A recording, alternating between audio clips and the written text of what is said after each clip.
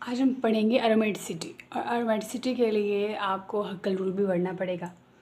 सबसे पहले समझो एरोमेटिक कैरेक्टर है क्या। फर्स्ट उसका क्राइटेरिया देखो। एरोमेटिसिटी या एरोमेटिक कैरेक्टर का क्राइटेरिया क्या है, क्या शर्त है।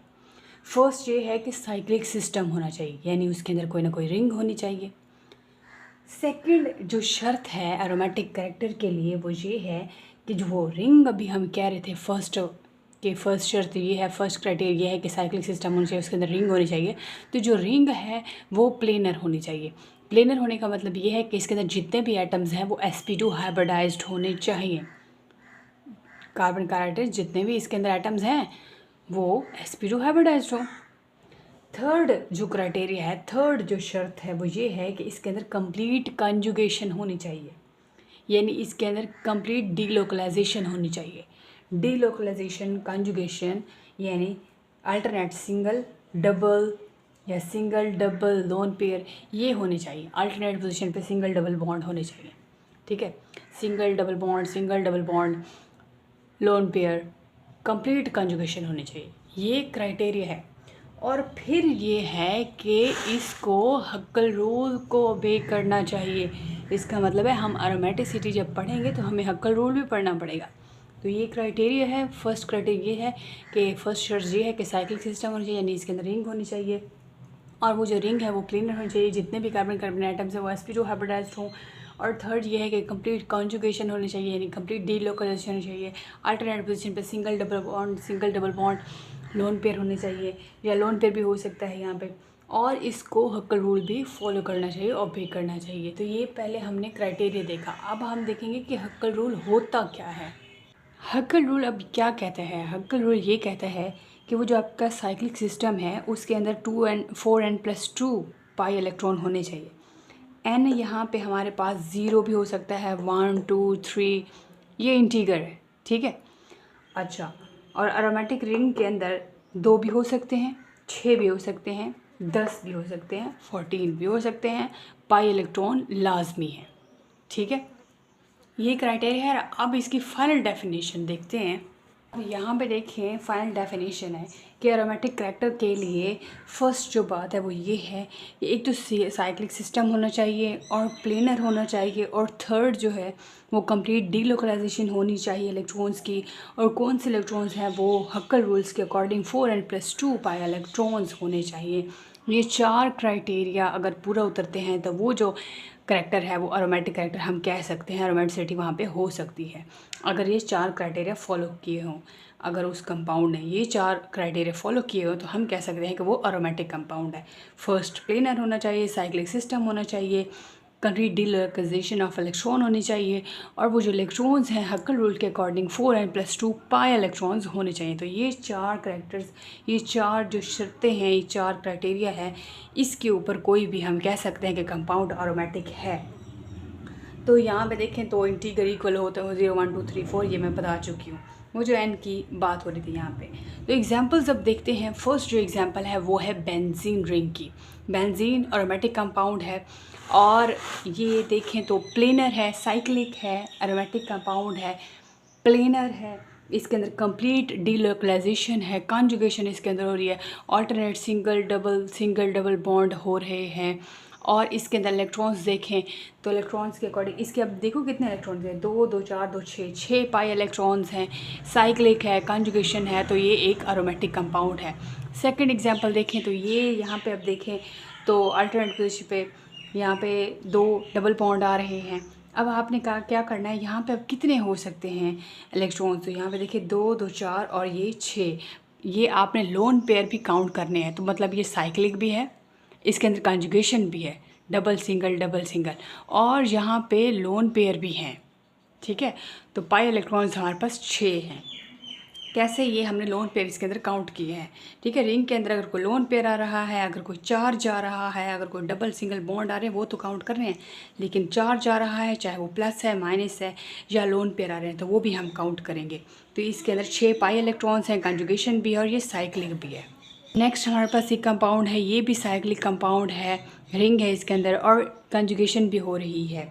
तो यहाँ पे देखिए तो प्लस चार्ज है, तो ये भी हम इसके अंदर काउंट करेंगे। तो क्या ये एरोमेटिक है? बिल्कुल है। यहाँ पे कितने पाई इलेक्ट्रॉन्स हैं? यहाँ पे 2 2 4 2 6 पाई इलेक्ट्रॉन्स हैं। ये साइक्लिक है, इसके अंदर कॉन्जुगेशन हो रही है। ये चार्ज भी हमने इसके अंदर काउंट करना होता है। जो भी चार्ज लगा हो हमने काउंट करना है। अगर लोन पेयर है तो वो भी हम इसमें काउंट करेंगे। तो मतलब ये एक साइक्लिक कंपाउंड है। तो यहाँ पे जो कंपाउंड आ रहा है इसमें 2 बेंजीन रिंग लगी हुई हैं। तो ये तो एरोमेटिक है, ये साइक्लिक है। ये तो अंडरस्टूड है, ये तो नज़र आ रहा है साइक्लिक है, ये एरोमेटिक है। बेंजीन है, यहाँ पे 2 बेंजीन रिंग है, नैफ्थलीन वाला कंपाउंड है। बेंजीन रिंग की बात करें तो ये तो साइक्लिक है, कॉन्जुगेशन इसके अंदर हो रही है, प्लेनर है, 6 पाई इलेक्ट्रॉन्स हैं इसके अंदर। तो ये तो एक है ही एरोमेटिक कंपाउंड। बाकी पीछे मैंने आपको बताए हैं कौन कौन से कंपाउंड जो है वो एरोमेटिक हैं, वो इसकी एग्जाम्पल्स आपने अच्छे से देख लेनी है। हमने एरोमेटिक तो पढ़ ली, अब हम पढ़ते हैं एंटी एरोमेटिक और नॉन एरोमेटिक। सबसे पहले हम पढ़ेंगे एंटी एरोमेटिक क्या होते हैं। तो देखो मिलते जुलते हैं, बस थोड़ा सा फ़र्क है। फर्स्ट है कि साइक्लिक है और रिंग सिस्टम, वो तो उनमें भी था। रिंग शुड बी प्लेनर, वो भी है। All atoms should be sp2 hybridised, तो वो भी थे। ठीक है, मतलब ये तो सारे उन जैसे आ रहे हैं जो पीछे हमने एरोमेटिक पढ़े हैं। कॉन्जुगेशन यानी कंप्लीट डिलोकलाइजेशन, ये तो एंटी एरोमेटिक में भी है। लेकिन चेंज क्या है, फ़र्क वहाँ पे क्या है और यहाँ पे क्या है?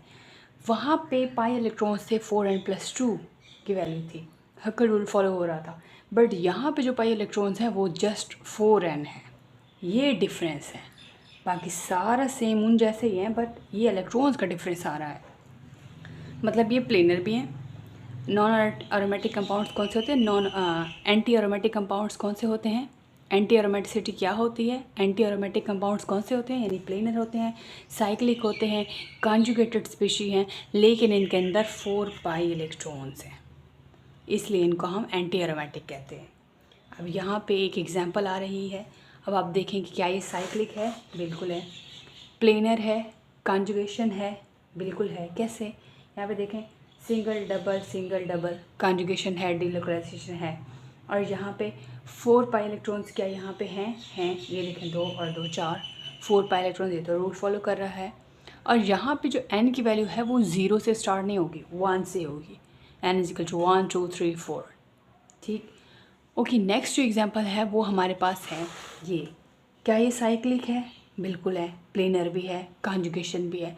इसके अंदर इलेक्ट्रॉन्स कितने हैं? 8 हैं। कैसे? 2 2 4 2 6 2 8, 8 इलेक्ट्रॉन्स हैं, 8 पाई इलेक्ट्रॉन्स हैं इसके अंदर। यहाँ n की जो है वो 2 है।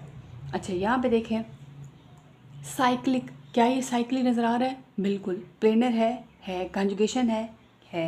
यहाँ पे इलेक्ट्रॉन्स कितने हैं? 8। कैसे? 2 2 4 2 6, और ये हमने ये भी काउंट कर रहे हैं तो ये 8। तो ये सारे जो कंपाउंड है ये एंटी एरोमेटिक है। बाकी सारा इनका जो सिस्टम है वो भी एरोमेटिक जैसा ही है, बट फ़र्क यहाँ पे है 4 पाई इलेक्ट्रॉन्स का। इनके अंदर 4 पाई इलेक्ट्रॉन्स होंगे। एन की वैल्यू 0 से स्टार्ट नहीं होगी, 1 से होगी। 1 2 3 4 पाई इलेक्ट्रॉन्स होंगे। और ये एग्जांपल्स हमने देखी हैं। अब हम चलते हैं नॉन एरोमेटिक की तरफ। नॉन एरोमेटिक क्या होते हैं? नॉन एरोमेटिक है जो ना तो एरोमेटिक है और ना एंटी एरोमेटिक है। मतलब साइक्लिक तो है बट ये कॉन्जुगेशन फॉलो नहीं करते, ना ये प्लेनर है, ना ये sp2 हाइब्रिडाइज्ड, इनके अंदर कार्बन है, इसके अंदर sp2 हाइब्रिडाइज्ड है नहीं है। तो ये साइक्लिक है बट ये प्लेनर नहीं है, इसके अंदर ये 4n+2 वाला रूल फॉलो नहीं कर रहे। तो ऐसे कंपाउंड जो ना एरोमेटिक हों और ना ही एंटी एरोमेटिक हों, तो उनको हम कहते हैं नॉन एरोमेटिक कंपाउंड्स। एग्जाम्पल है हमारे पास, यहाँ पे ये एग्जाम्पल है। ये कंपाउंड देखें, ये है नॉन एरोमेटिक, और ये देखें ये भी है नॉन एरोमेटिक। तो ये साइक्लिक है बट क्या ये यहाँ पे कॉन्जुगेशन हो रही है? नहीं हो रही। क्या ये sp2 हाइब्रिडाइज्ड लग रहे हैं? नहीं। तो ये ऐसा कंपाउंड है जो कि नॉन एरोमेटिक है। समझ आ गई होगी, आपने अच्छे से देखा होगा जो मैंने एग्जांपल्स बताई हैं। नेक्स्ट कोई सजेशन दे सकते हैं, नेक्स्ट कोई टॉपिक हो जो आपको मुश्किल लगता है तो बता सकते हैं। थैंक यू सो मच, अपना ख्याल रखिएगा। अल्लाह हाफिज़।